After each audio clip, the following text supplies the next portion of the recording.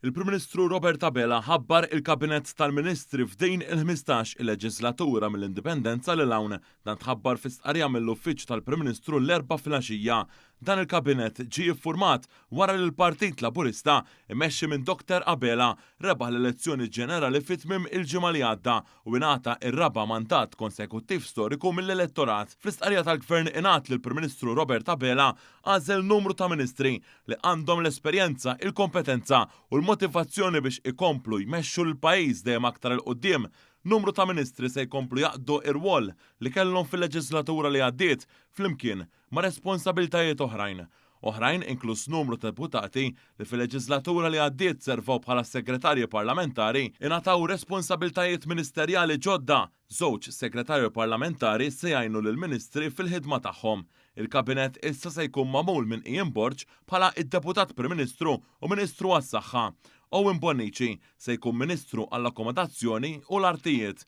Michael Falzon se jibqa' bil-Ministeru għall-Politika Soċjali u l-Familja, waqt li Anton Refalo issa hu l-Ministru għall-Agrikoltura, is-Sajt u l-Provvista tal-Ikel, simili ħafna wkoll għal-leġislatura li għaddiet. Silvio Xkempri se jkun Ministru għall-Ekonomija, it-Teknoloġija u l-Proġetti Strateġiċi, waqt li Giulia Farrugia se tibqa' Ministru għall-Inklużjoni u l-Volontarjat. Anka Clint Camilleri se jibqa' Ministru responsabbli minn Għawdex.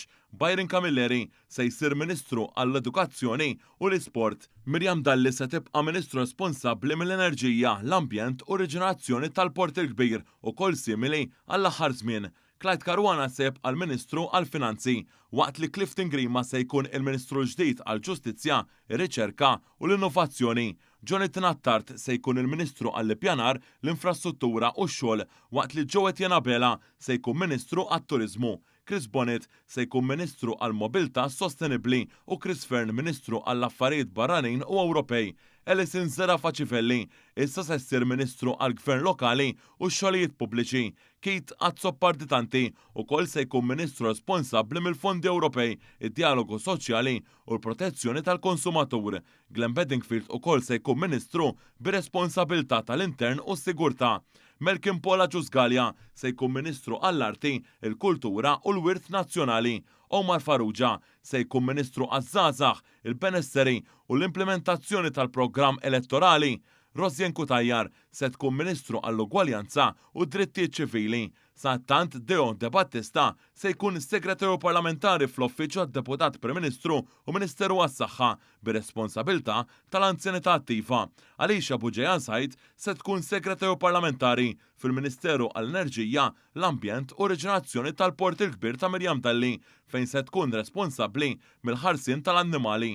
Il-formazzjoni tal-Kabinett tirrifletti l-impenn tal-Gvern li jwettaq il-manifest elettorali li għażel il-poplu, partikolarment il-ħolqien tal-ġid u l-investiment fil-kwalità tal-ħajja tan-nies. Il-Gvern qal li filwaqt li hu kommess li jibqa' jġib l-aqwa riżultati ekonomiċi, il-ħidma tal-Kabinett se tiffoka fuq l-implementazzjoni ta' miżuri li jagħmlu l-ħajja tan-nies eħfef, isbaħ u aħjar.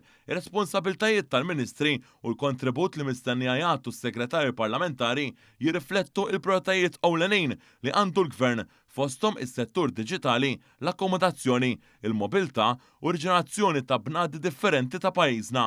Dan tħabbar wara li matul il-jum tal-Erba' minn kmieni filgħodu il-Prim Ministru Robert Abela beda jsejjaħ fl-uffiċċju tiegħu fil-Berġ ta' Kastilja għal numru ta' deputati eletti.